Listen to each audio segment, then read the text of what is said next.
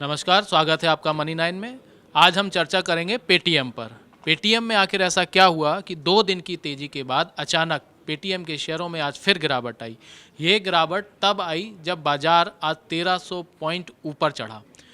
वहीं जब पेटीएम का शेयर 2 दिन तब चला जब शेयर मार्केट नीचे गिर रहा था।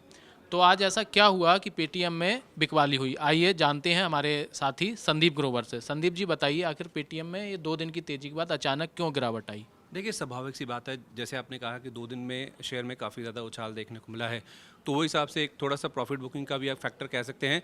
लेकिन एक जो बड़ी वजह है पेटीएम के शेयर में गिरावट की या मुनाफा वसूली की, वो ये है कि एक लंबे टाइम से निवेशित जो बड़े इन्वेस्टर थे, उनका एग्ज़िट हुआ है इस कंपनी से। जैक मा से तो आप, मैं और सभी फ़ैमिलियर हैं। जैक मा की अलीबाबा और एंड फाइनेंशियल दोनों ने ही अपना जो निवेश है, वो पूरी तरह से एग्ज़िट कर दिया और जो एग्ज़िट जिस दाम पे हुआ है, जो वैल्यूएशन है, वो काफ़ी चौंकाने वाले हैं। पहले मैं आपको बताता हूँ कितना निवेश इन्होंने किया था। करीब $100 मिलियन के आसपास का निवेश किया गया था 2017 में, यानी कि 5 साल से वो निवेशित थे। पेटीएम की जो पेरेंट कंपनी है पेटीएम ई कॉमर्स, उसमें इन्होंने ये निवेश किया था। 2017 में $100 मिलियन के आसपास का निवेश किया था, लेकिन कुल मिलाकर देखा जाए जो 2020 में लास्ट फंडिंग राउंड था, उसके मुताबिक देखें तो इस कंपनी की जो वैल्यूएशन है वो $3 बिलियन के आसपास की थी, यानी कि $300 करोड़ के आसपास की। लेकिन जिस दाम पे ये एग्जिट किया गया, जो पूरा हिस्सा बेचा गया है, वो काफ़ी चौंकाने वाला है। महज 100 करोड़ रुपए की वैल्यूएशन में ये डील होती हुई दिखी है, क्योंकि आप जैसे मैंने कहा अलीबाबा और एंड फाइनेंशियल के पास मिलाकर करीब 43 साढ़े 43% के आसपास का हिस्सा था। अलीबाबा के पास करीब 28.5% और एंड फाइनेंशियल के पास करीब 15% के आसपास का हिस्सा था। ये जो पूरा हिस्सा है पेटीएम ई कॉमर्स ने, उसी ने ही वापस खरीद लिया है और ये सौदा हुआ है 42 करोड़ रुपए के आसपास की रकम में, यानी कि पूरी कंपनी की जो वैल्यू है वो 100 करोड़ रुपए के आसपास बताई जा रही है। जबकि 2020 में जब लास्ट फंडिंग राउंड था वो $3 बिलियन के आसपास की थी, तो उसके सामने 100 करोड़ रुपए के आसपास की रकम में ये एक तो बड़े निवेशक का एग्जिट होना 5 साल के लंबे अंतराल के बाद, और वो भी इस तरह के वैल्यूशंस पे इस तरह से अफरा तफरी में, वो अपने आप में काफ़ी चौंकाने वाला है। जिस वजह से जो आप पूछ रहे थे कि शेयर क्यों गिर रहा है, वो शायद यही रीज़न है इसका। अच्छा, तो ऐसा आखिर क्या अलीबाबा ने देखा कंपनी में? ऐसे क्या उसे आफत आई कि मतलब अपना इतना प्रॉफिट छोड़ के वो इतने घाटे में उसे अचानक बाहर निकलना पड़ा? देखिए, अगर आप कंपनी की प्रेस रिलीज़ देखें जो उन्होंने हिस्सा बिक्री के बाद ये जो अनाउंसमेंट किया उन्होंने, उसमें उन्होंने कहा है कि ये जो बिज़नेस मॉडल है, हम सब जानते हैं कि ये कैशबैक्स ऑफ़र करते हैं, बड़े पैमाने पे पैसा इनको जलाना पड़ता है, कैश इन्फ्यूज़ करना पड़ता है। तो ठीक है, इन्होंने अपना कारोबार एक्सपेंड करने के लिए पैसा खर्च किया, इनका मार्केट शेयर एक्सपेंड भी हुआ, लेकिन उसके बावजूद ये कंपनी मुनाफे में नहीं आ पाई। अभी भी ये कंपनी ऑपरेशनल लॉसेस में, यानी कि कामकाजी घाटे में ही है। तो एक ये फैक्टर है कि एक लंबे समय से जो निवेशित एक निवेशक है, वो कहीं ना कहीं ये चाहता है कि अगर मैंने निवेश किया है तो मेरा पैसा बढ़े, उसका कंपनी का मुनाफा होगा, तभी इनका जो रिटर्न है वो कहीं ना कहीं बढ़ सकता है।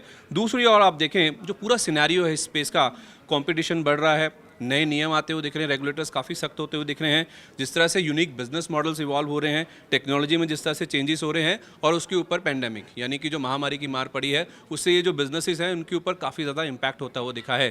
तो ये कुछ की फैक्टर्स रहे हैं। और अभी भी आप देखें जो प्रेस रिलीज है उसमें साफ तौर पर लिखा है कि जिस तरह का इनका बिजनेस मॉडल है, आगे भी बिजनेस को एक्सपैंड करने के लिए और इनफैक्ट प्रॉफिटेबिलिटी में आने के लिए या मुनाफे में वापस लाने के लिए अभी भी बड़े पैमाने पर इनको जो पैसा है वो इस कंपनी में डालना पड़ेगा। शायद यही एक डैम्पनिंग फैक्टर है, दिक्कत वाली बात रही है, जो शायद इतने लंबे समय से निवेशित रहने के बाद भी अगर आपका पैसा नहीं बन रहा है तो जाहिर सी बात है, फिर आदमी सोचता है कि अगर यहाँ से अब पेंडेमिक के बाद अब चाइना में भी जैसे लॉकडाउन खुलने की बातचीत हो रही है, तो क्यों ना किसी ऐसी जगह पैसा लगाए जहाँ पे पैसा ग्रो होता हो दिखे। तो एक बड़ा फैक्टर रहा है एक बड़े निवेशक की रणनीति के पीछे, जिस वजह से ये एग्जिट होता हुआ दिखा। ये ओएनडीसी भी कहा है, पेटीएम की खबर आई कि वो एक ओएनडीसी प्लेटफॉर्म पे जाने वाला है, तो ये क्या है? इससे क्या कोई फर्क पड़ेगा इससे बिजनेस मॉडल पे? देखिए, जो आप 2 दिन में कह रहे थे कि शेयर काफ़ी ज़्यादा चला है ना, इन्होंने 15 तारीख को ही ये अनाउंसमेंट किया था कि ओएनडीसी यानी कि ओपन नेटवर्क और डिजिटल कॉमर्स, इसमें ये एंट्री करते हुए दिखेंगे, यानी कि ये ग्लोबली विदेशों में भी एक्सपोर्ट्स के ऊपर फोकस करेंगे। अभी तक ई कॉमर्स में फोकस करते थे।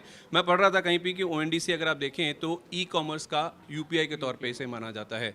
तो शायद 2 दिन में जो उत्साह आपने शेयर में देखा बाजार में गिरावट के बावजूद, यही कारण था कि ये नए बिजनेस मॉडल में एंट्री कर रहे हैं, क्योंकि अभी तक जिस मॉडल में ये हैं, कामकाज करते हैं, बड़ा पैसा इन्फ्यूज़ करने के बावजूद भी ये मुनाफे में नहीं आ पाए। तो एक नई आशा की किरण जागी है कि शायद ये जो ओएनडीसी है, इनके लिए शायद कहीं ना कहीं फॉर्च्यून्स पलटते हुए देखें, ये कहीं ना कहीं मुनाफे में आ जाए, इस वजह से ये आए हैं। लेकिन उसके साथ साथ इतने बड़े अनाउंसमेंट होने के बावजूद बाजार में इतना उत्साह था, तब इतने बड़ा निवेशक अगर निकल रहा है, तो फिर ये दिक्कत वाली बात है कि शेयर मुनाफा कहीं ना कहीं मुनाफा वसूली होती हुई दिखी है। लेकिन फिर भी आप देखें अभिषेक, आज जो शेयर की अगर आप चाल देखें तो 1% से कम की गिरावट देखने को मिली है। भले ही बाजार तेज़ था लेकिन 14-15% के आसपास की बड़ी तेज़ी के बाद शेयर में केवल 1% के आसपास की गिरावट देखने को मिली है।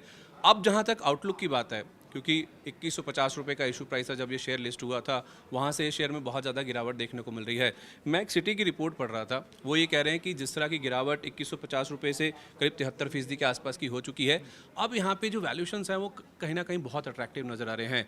जहाँ तक आउटलुक की या तो फिर आने वाले समय की बात है, उनका ये कहना है कि जिस तरह का इनका यूज़र बेस है, 7 करोड़ से ज़्यादा इनका यूज़र बेस है, 2.5 करोड़ से ज़्यादा इनके मर्चेंडाइज है, मर्चेंट्स हैं, तो उस लिहाज से देखा जाए यहाँ से जो अपॉर्चुनिटीज़ हैं, जो विंडो उनको नज़र आ रही है ग्रोथ की, वो काफ़ी अच्छी नज़र आ रही है। प्रॉफिटेबिलिटी कब तक आएगी ये तो किसी का भी अनुमान गलत साबित हो सकता है, लेकिन हाँ, सिटी की एक रिपोर्ट ज़रूर बता रही है कि यहाँ से अपसाइड की गुंजाइश है। 910 रुपये तक के टारगेट्स देखने को मिल सकते हैं। शायद एक उम्मीद बन रही है कि इस कंपनी के लिए अब गिरावट का दौर शायद ख़त्म हो चुका है। अब यहाँ से तो इसका मतलब है कि जो जिन्होंने आईपीओ में या हाई वैल्यू पे इन्वेस्ट किया हुआ है वो क्या करें, मतलब उनको एवरेजिंग करना चाहिए, निकल जाना चाहिए, थोड़ा सा वेट करना चाहिए, वेट एंड वॉच वाली पोजीशन में आ जाना चाहिए? देखिए, जिन्होंने ऊंचे भाव पे 2150 रुपये पे लिया है, वो भी चाहें तो इन लेवल्स के आसपास एवरेज आउट कर सकते हैं। ऐसा ब्रोकिंग हाउसेज या एक्सपर्ट से जो हमारी बातचीत है वो भी हुई है। अगर आप चाहें तो 600 रुपये के नीचे आप चाहें तो नया निवेश भी कर सकते हैं, क्योंकि जिस तरह से अब सिनेरियो बदल रहा है डिफरेंट ब्रोकिंग हाउसेज से या एक्सपर्ट से जो हमने बात करी है, उनका ये मानना है कि अब यहाँ से सिनेरियो इस तरह से लग रहा है कि शायद इस कंपनी के जो बुरे दौर हैं प्राइस वाइज, जो गिरावट का जो दौर हमने देखा था वो शायद खत्म हो चुका है। स्टॉक बॉटम आउट होता हुआ दिख रहा है और यहाँ से आप चाहें तो तेज़ी की उम्मीद भी कर सकते हैं। ओके, हमारे दर्शकों को पेटीएम पर इतनी अच्छी और महत्वपूर्ण जानकारी देने के लिए संदीप आपका धन्यवाद। ऐसे ही और काम की खबरों को देखने के लिए बने रहिए मनी 9 के साथ।